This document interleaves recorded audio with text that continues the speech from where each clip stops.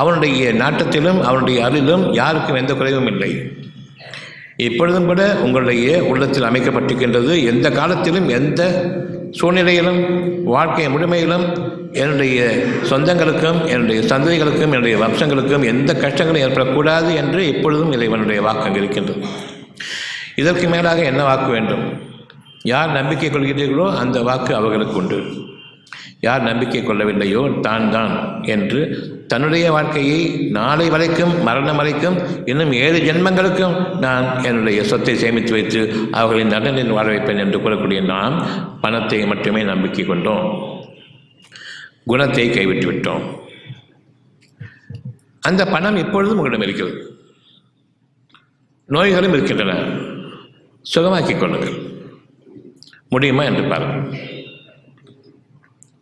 பணமும் தீர்ந்துவிடும், வேலைக்கு போக முடியாமல் சம்பாதிக்கக்கூடிய அந்த திறனும் போய்விடும், கடன் வாங்கி அந்த கடனுடைய நஷ்டங்களுக்கும் வேதனைகளுக்கும் ஆளாவீர்கள். இறுதியில் பிணமாக ஆஸ்பத்திரிகளிலிருந்து நாம் வெளியேறுவோம், கடன்காரர்களாக நடுரோட்டில் நிற்போம். இதை தவிர நாம் பார்த்து கொண்டிருப்பது என்ன? பணத்தை சேமித்து வைத்துவிட்டால் 7 ஜென்மங்களுக்கு என்று கூறுகின்றீர்கள். இந்த ஜென்மத்தில் இப்போது அந்த பணத்தை வைத்துக்கொண்டு உங்களிடம் இருக்கக்கூடிய ஒரு சில நோய்களை குணமாக்கிக் கொள்ளுங்கள். முடியாது, ஆனால் குணமாக வேண்டும் என்று இங்கே இருக்கிறது. சுகமாக வேண்டும் என்று இல்லை, குணமாக வேண்டும் என்று இருக்கின்றது. குணமடையுங்கள். நன்மையின் மீது உங்களுடைய எண்ணங்கள் அமையட்டும், அது குணம். நன்மைகள் உங்களிடம் இல்லை, காரணம் அவற்றை சம்பாதிப்பது, நன்மைக்கு பதிலாக தீமைகளை சம்பாதிப்பது நீங்கள் தான்.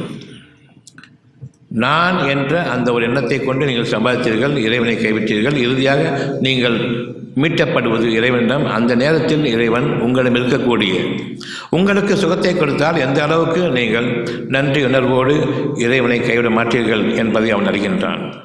அந்த இறைவனுடைய கணிப்பில் இன்னும் நற்செய்திகளை நீங்கள் கொள்ளக்கூடிய அந்த பாக்கியம் இருந்தால், பாக்கி வைத்திருப்பீர்களே ஓரளவுக்காவது நன்மை, அந்த பாக்கியம் இருந்தால் இறைவனும் வேணும்தான் என்ற அந்த ஒரு சிறு துளியளவு பாக்கி உங்களை விட்டுவிட்டு இறைவனும் தேவை, இறைவன் மட்டும்தான் என்ற ஒரு சிறு துளியளவு இருந்தாலும் சரி, அது பெரும் பாக்கியமாக இறைவன் உங்களுக்கு அமைக்கின்றான். தன் புறத்திலிருந்து ஒரு சுகத்தை கொடுக்கின்றான்.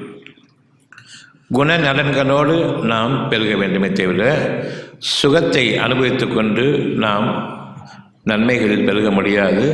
வெகு சீக்கிரம் கஷ்டங்கள் மாறி வரும். சுகபோகங்களில் நாம் வாழக்கூடாது, குண நலன்களில் நாம் பெருகி வாழ வேண்டும். நீங்கள் எனக்கு அளித்த வாக்குறுதியை நிறைவேற்றுங்கள், நான் உங்களுக்கு அளித்த வாக்குறுதியை நிறைவேற்றுவேன். என் வாக்குறுதியை நீங்கள் நிறைவேற்றுங்கள், உங்கள் வாக்குறுதியை நான் நிறைவேற்றுவேன்.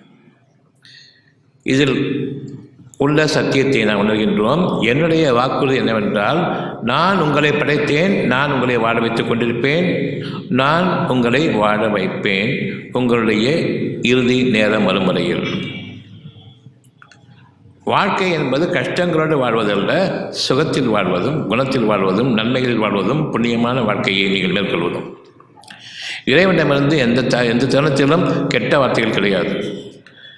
துன்பமான சூழ்நிலைகளிலும் நல்ல வார்த்தைகள் மட்டும்தான். கவலை வேண்டாம், பயமும் வேண்டாம், சுகமாகுங்கள், குணமடையுங்கள் என்ற இந்த செய்தி தவிர இறைவனிடமிருந்து எந்த செய்தியும் கிடையாது.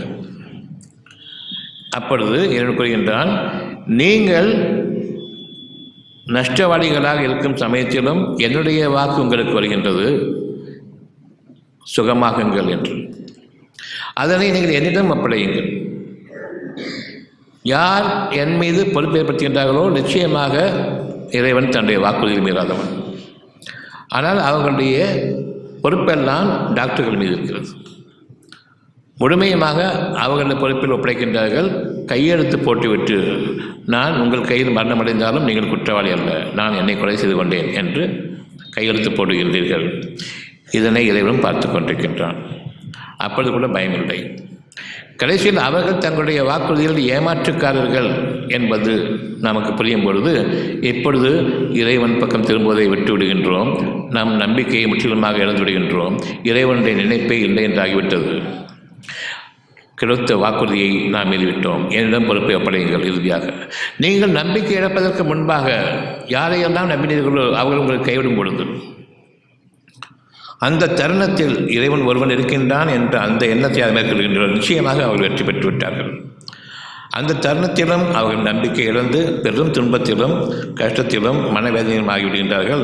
அங்கு இறைவனுடைய உதவி அவர்கள் நாடவில்லை, அவர்கள் எண்ணவும் இல்லை, அவர்களுடைய காரியம் முடிவு பெறுகின்றது. உங்களுக்காக நான் கொடுத்த வாக்கு, நீங்கள் என்னிடம் பொறுப்பை ஒப்படையுங்கள், அவ்வளவு. நீங்கள் செய்ய வேண்டிய வாக்குறுதி அவனிடம் பொறுப்பை ஒப்படைக்க வேண்டும். அவ்விதமாக ஒப்படைக்கும் பொழுது அவனுடைய வாக்குறுதி நிச்சயமாக உண்மையானது. நீங்கள் விரும்பியதற்கு மேலான நன்மைகள் உங்களுக்கு உண்டு. அவனுக்கு கொடுத்த வாக்குறுதி நான் நிறைவேற்றுகின்றேன், என்னுடைய தேவைகளுக்கு அவனை பொறுப்பை ஒப்படைக்கின்றேன். அவன் கொடுத்த வாக்குறுதி என் மீது நிறைவேற்றுகின்றான். என் மீது பொறுப்பேற்படுத்துபவர்களுக்கு நான் அவர்களுடைய நன்மைகளை நிச்சயமாக அளிப்பவனாக இருக்கின்றேன். இது சத்தியமான வாக்கு.